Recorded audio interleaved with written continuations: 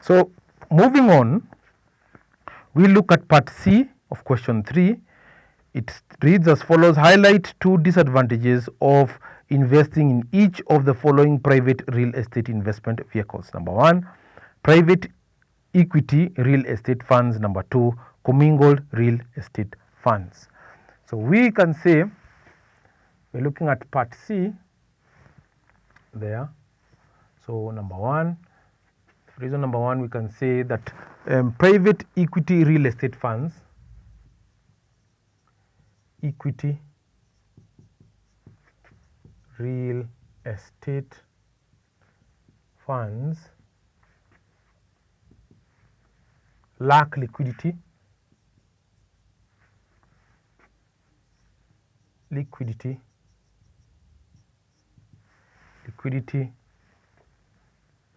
because they are purchased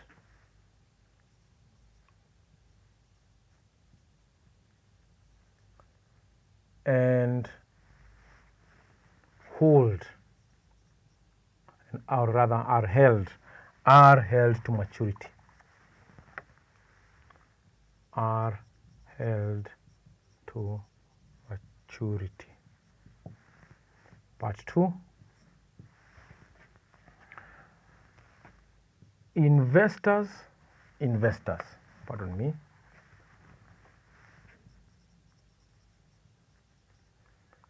lose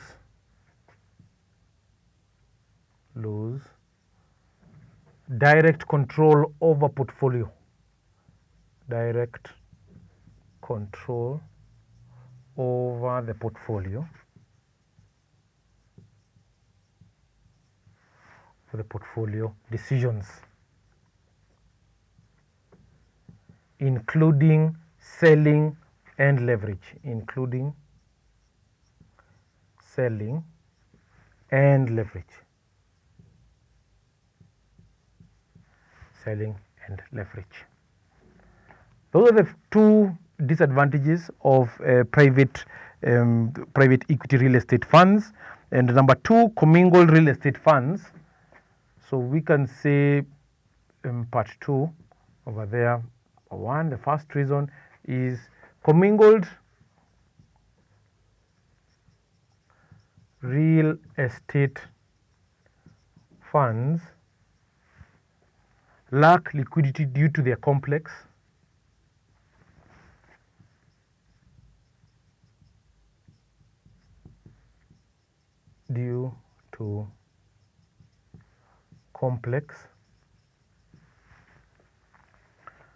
ownership structure.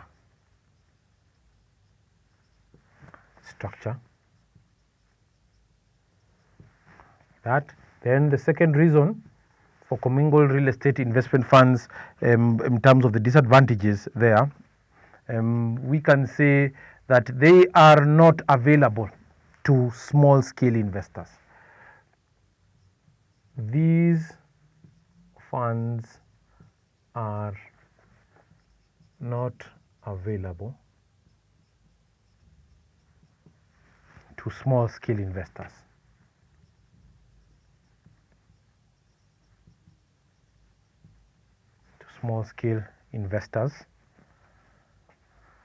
So they are very restrictive in terms, so you can see in brackets, they are restrictive in terms of the either institutional investors or high net worth investors, right there. So those are the 2 disadvantages of each of those real estate investment vehicles. Now we move on and look at part D. Oduor Okoth is considering an investment in a 2 sequential pay tranche collateralized mortgage obligation (CMO) and would like to understand how the cash flows are paid. Principal payments are made first to the highest seniority tranche A, and the next to the lower seniority tranche B. The CMO structure is as follows. You can see that the small table there. The tranche A is given there in terms of the outstanding par value and the coupon rate. Tranche B is also provided in terms of the outstanding par value as well as the coupon rate. The total principal payment, both scheduled and unscheduled, are 456,350 in month 1. Required, calculate the cash flow allocation in month 1. So we want to try and come up with a schedule that can be able to show the cash flow distribution, both scheduled for both principal and the principal amount that is due and the other lower tranches right there. So what we can do is that we can move on this other side right here.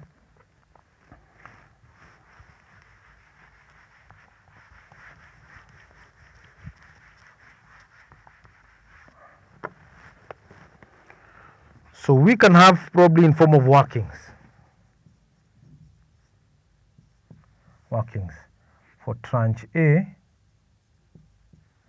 We can see it is 7% of 200 million. 200 million.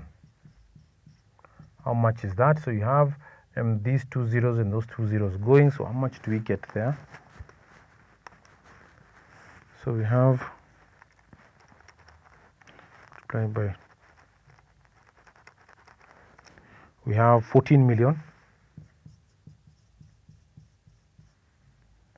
like that, and 14 million is earned in 12 months. So we need to know on a monthly basis how much interest is actually paid. Yeah, the principal component, right? Rather. So we're saying monthly interest will be 14 over 12. 1,166,667.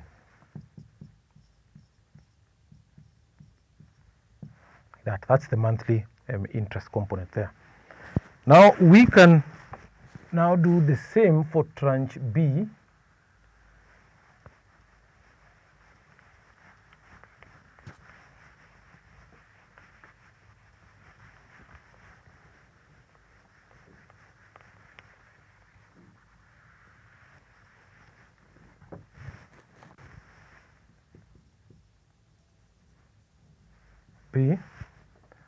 We have the same percentage. I can see the same percentage given to us there. It's 7%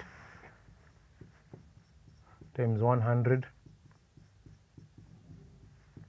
How much do we have? Looks like 7 million.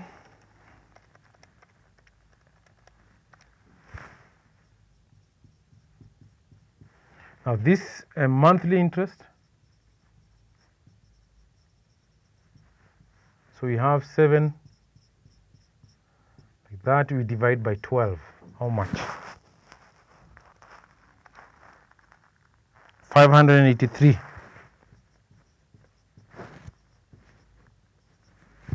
That.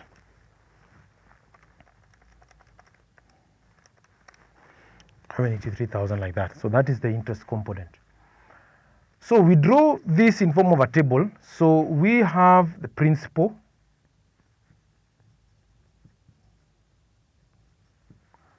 Amount, and then we have tranche A there and B. So the principal for tranche A is been given to us, or has been given to us rather, as 456,350. 456,350, like that. And then the interest component will now be what we've computed right over here. We're saying is 1,666,667. That total.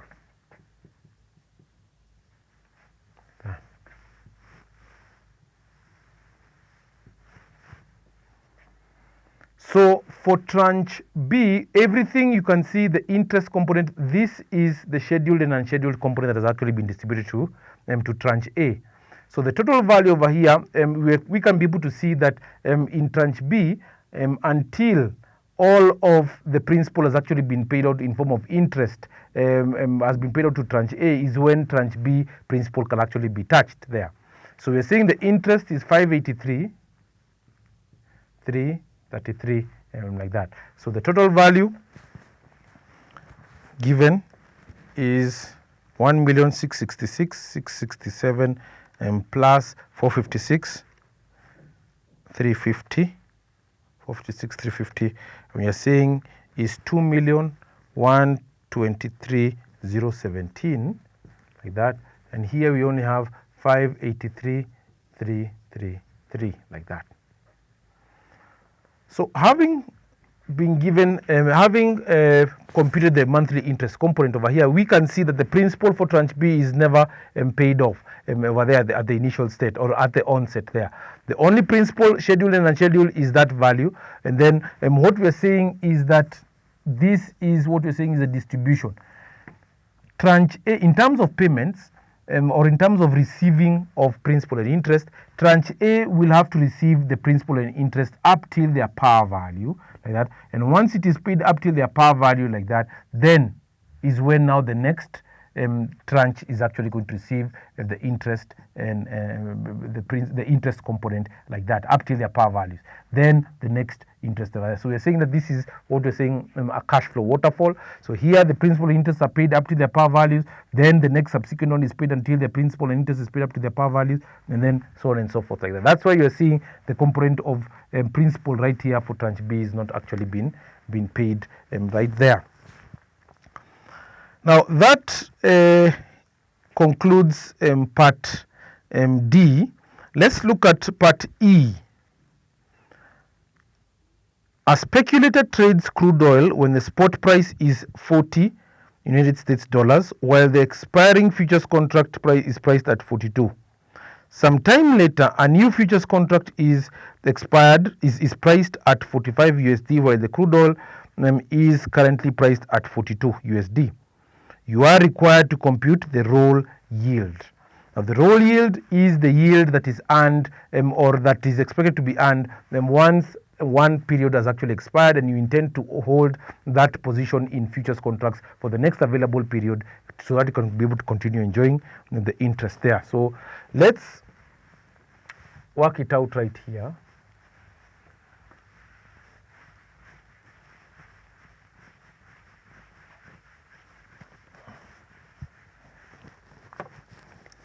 So we can say that, or we can see right over here that for first period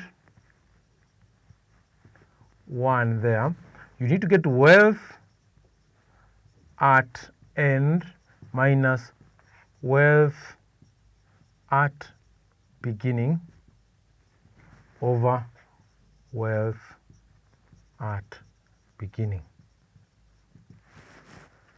So we are saying that the wealth at the end for the first period, we are saying that the speculator trades crude oil at the spot price of 40 shillings. That's the wealth today. So and then the expiring futures contract is 42. So it's 42, or wealth at the end, which is 42 minus 40 over 40. Then period 2, we are getting the value at the end minus value at the beginning over value at the beginning. And we have the following. Sometime later, new futures contract is priced at 45. So it's 45, while the crude oil price is currently priced at 42.8. So we are saying what? We are saying that sometime later, the new futures contract is priced at the 45, while the crude oil is currently. So that means is wealth at the beginning. So 45 minus 42.8 over 42.8. How much do we get in terms of the return there, or the yield?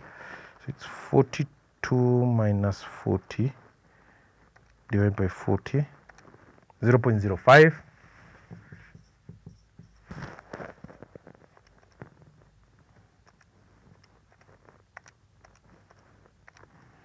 So we are saying now it's 45 divided by, or minus 42.8 divided by 42.8, 0.0514. So total yield is given as 0.05 plus 0.0514, like that. divided by 2, 0.0507. So we get an average of this. We divide by 2, we're saying 0.0507 or 5.07% or 5.07%. That is the roll yield. Now the final part of question E is asking us follows that an asset is priced at 90 shillings. The futures contract on the asset expires in 75 days. The risk-free interest rate is 7% and the underlying asset storage cost at the futures expiration is equal to 3 shillings and a compound value at the time of the futures expiration of the positive cash flows from the underlying asset is 0.5. Required, the appropriate futures price. Okay, so now that we've got that information, so what we're going to do is that we're just going to try and identify the formula for the commodity futures price. So we know that this is part 2.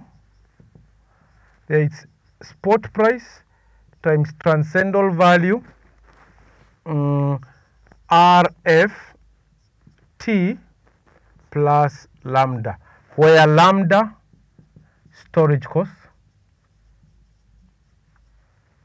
RF risk-free rate, T we're saying is time.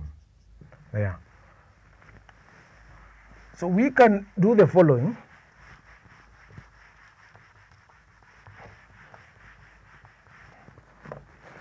Sorting the spot rate, in this case we've been given 90 and then times E, which is the transcendental value.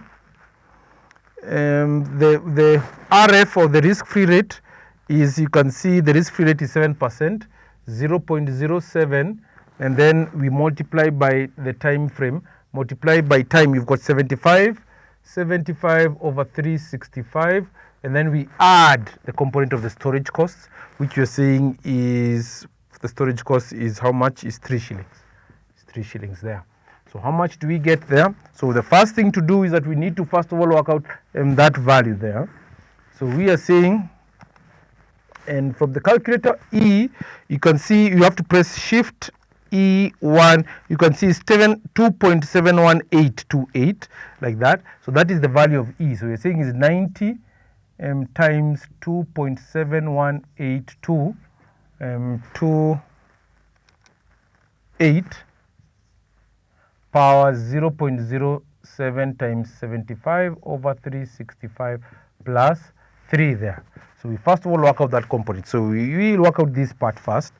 0.07 times, or rather 75 divided by 365, like that, times 0.07, like that. We have that value there, and then we get 2.718 power that value there. So it's 2.71828 power that value. We get 1.01. So it's 90 times 1.01448 plus 3. So we first of all multiply by 90. You get 91.303. 38 plus 3 gives 94. Plus 3 gives us 94.3038. That is what we're saying is the futures price, the appropriate futures price right there. This brings us to the end of question 3. We hope that you'll be able to join us for question 4 and also question 5. Thank you and God bless you. Thank you for watching this video. Don't forget to get yourself a copy of our professionally prepared study text and revision partners. Visit our shop along Tom Boyer Street, Pioneer House, 3rd floor, opposite Fire Station.